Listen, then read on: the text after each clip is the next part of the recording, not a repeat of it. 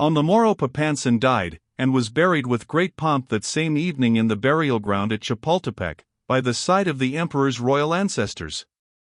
But, as will be seen, she was not content with their company. On that day also, I learned that to be a god is not all pleasure, since it was expected of me that I must master various arts, and chiefly the horrid art of music, to which I never had any desire. Still my own wishes were not allowed to weigh in the matter, for there came to me tutors, aged men who might have found better employment, to instruct me in the use of the lute, and on this instrument I must learn to strum. Others there were also, who taught me letters, poetry, and art, as they were understood among the Aztecs, and all this knowledge I was glad of. Still I remembered the words of the preacher which tell us that he who increaseth knowledge increaseth sorrow, and moreover I could see little use in acquiring learning that was to be lost shortly on the stone of sacrifice. As to this matter of my sacrifice I was at first desperate. But reflection told me that I had already passed many dangers and come out unscathed, and therefore it was possible that I might escape this one also. At least death was still a long way off, and for the present I was a god. So I determined that whether I died or lived, while I lived I would live like a god and take such pleasures as came to my hand, and I acted on this resolve. No man ever had greater or more strange opportunities, and no man can have used them better. Indeed, had it not been for the sorrowful thoughts of my lost love and home which would force themselves upon me, I should have been almost happy, because of the power that I wielded and the strangeness of all around me. But I must to my tale.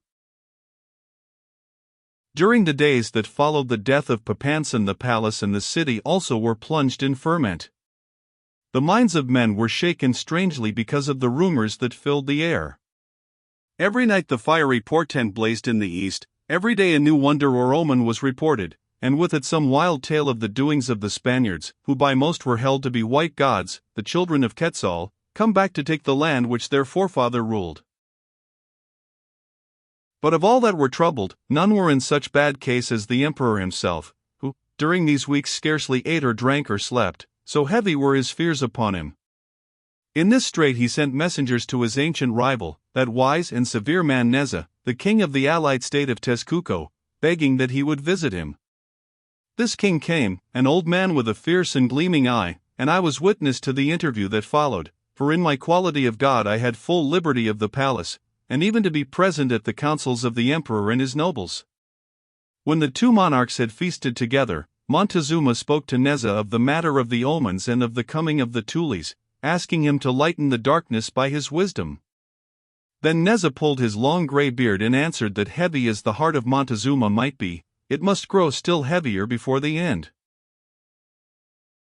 See, Lord, he said, I am so sure that the days of our empire are numbered, that I will play you at dice for my kingdoms which you and your forefathers have ever desired to win.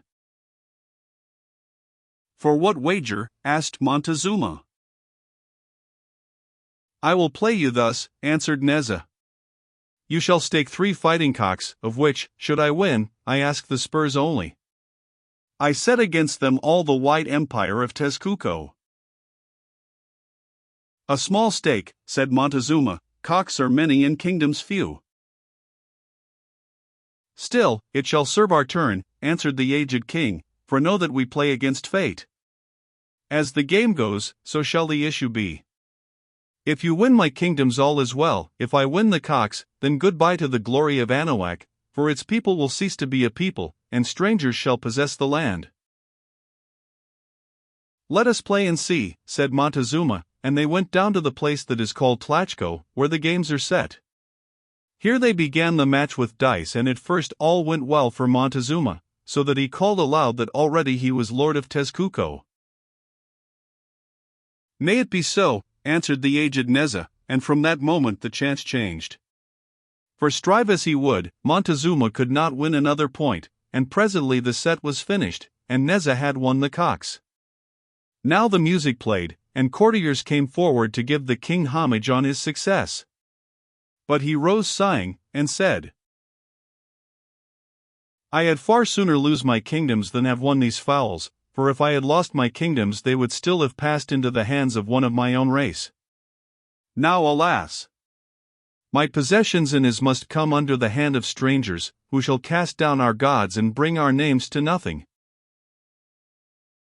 And having spoken thus, he rose, and taking farewell of the emperor, he departed for his own land, where, as it chanced, he died very shortly, without living to see the fulfillment of his fears. On the morrow of his departure came further accounts of the doings of the Spaniards that plunged Montezuma into still greater alarm. In his terror he sent for an astronomer, noted throughout the land for the truth of his divinations. The astronomer came, and was received by the emperor privately. What he told him I do not know, but at least it was nothing pleasant, for that very night men were commanded to pull down the house of this sage, who was buried in its ruins. 2 days after the death of the astronomer, Montezuma bethought him that, as he believed, I also was a Tuli, and could give him information. So at the hour of sunset he sent for me, bidding me walk with him in the gardens. I went thither, followed by my musicians and attendants, who would never leave me in peace, but he commanded that all should stand aside, as he wished to speak with me alone. Then he began to walk beneath the mighty cedar trees, and I with him, but keeping one pace behind. Tuli, he said at length, tell me of your countrymen, and why they have come to these shores. See that you speak truth. They are no countrymen of mine, O Montezuma, I answered, though my mother was one of them. Did I not bid you speak the truth, Tuli? If your mother was one of them, must you not also be of them, for are you not of your mother's bone and blood? As the king pleases, I answered bowing. Then I began and told him of the Spaniards, of their country, their greatness, their cruelty, and their greed of gold, and he listened eagerly, though I think that he believed little of what I said, for his fear had made him very suspicious. When I had done, he spoke and said, Why do they come here to Anahuac? I fear, O king, that they come to take the land, or at the least to rob it of all its treasure, and to destroy its faiths. What then is your counsel, Tuli? How can I defend myself against these mighty men, who are clothed in metal, and ride upon fierce wild beasts, who have instruments that make a noise like thunder, at the sound of which their adversaries fall dead by hundreds, and who bear weapons of shining silver in their hands? Alas! There is no defense possible, for they are the children of Quetzal come back to take the land. From my childhood I have known that this evil overshadowed me, and now it is at my door. If I, who am only a god, may venture to speak to the Lord of the earth, I answered, I say that the reply is easy. Meet force by force. The Tulis are few and you can muster 1,000 soldiers for every one of theirs. Fall on them at once, do not hesitate till their prowess finds them friends, but crush them.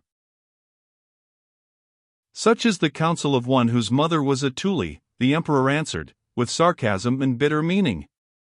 Tell me now, counselor, how am I to know that in fighting against them I shall not be fighting against the gods? How even am I to learn the true wishes and purposes of men or gods who cannot speak my tongue and whose tongue I cannot speak? It is easy, O Montezuma, I answered.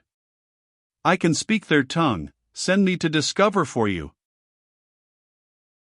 Now as I spoke thus my heart bounded with hope, for if once I could come among the Spaniards, perhaps I might escape the altar of sacrifice. Also they seemed a link between me and home. They had sailed hither in ships, and ships can retrace their path. For though at present my lot was not all sorrow, it will be guessed that I should have been glad indeed to find myself once more among Christian men.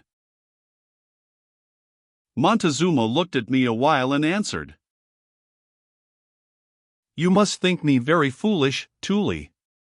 What? Shall I send you to tell my fears and weakness to your countrymen, and to show them the joints in my harness? Do you then suppose that I do not know you for a spy sent to this land by these same Tulis to gather knowledge of the land? Fool, I knew it from the first, and by Huitzel. Were you not vowed to Tezcat, your heart should smoke tomorrow on the altar of Huitzel. Be warned, and give me no more false counsels lest your end prove swifter than you think. Learn that I have asked these questions of you to a purpose, and by the command of the gods, as it was written on the hearts of those sacrificed this day. This was the purpose and this was the command, that I might discover your secret mind, and that I should shun whatever advice you chance to give. You counsel me to fight the Tulis, therefore I will not fight them, but meet them with gifts and fair words, for I know well that you would have me to do that which should bring me to my doom." Thus he spoke very fiercely and in a low voice, his head held low and his arms crossed upon his breast, and I saw that he shook with passion.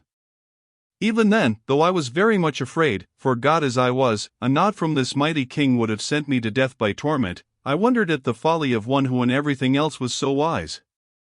Why should he doubt me thus and allow superstition to drag him down to ruin? Today I see the answer. Montezuma did not these things of himself, but because the hand of destiny worked with his hand, and the voice of destiny spoke in his voice. The gods of the Aztecs were false gods indeed, but I for one believe that they had life and intelligence, for those hideous shapes of stone were the habitations of devils, and the priests spoke truth when they said that the sacrifice of men was pleasing to their gods. To these devils the king went for counsel through the priests, and now this doom was on them, that they must give false counsel to their own destruction, and to the destruction of those who worshipped them, as was decreed by one more powerful than they. Now while we were talking the sun had sunk swiftly, so that all the world was dark. But the light still lingered on the snowy crests of the volcans Popo and Ixtac, staining them an awful red.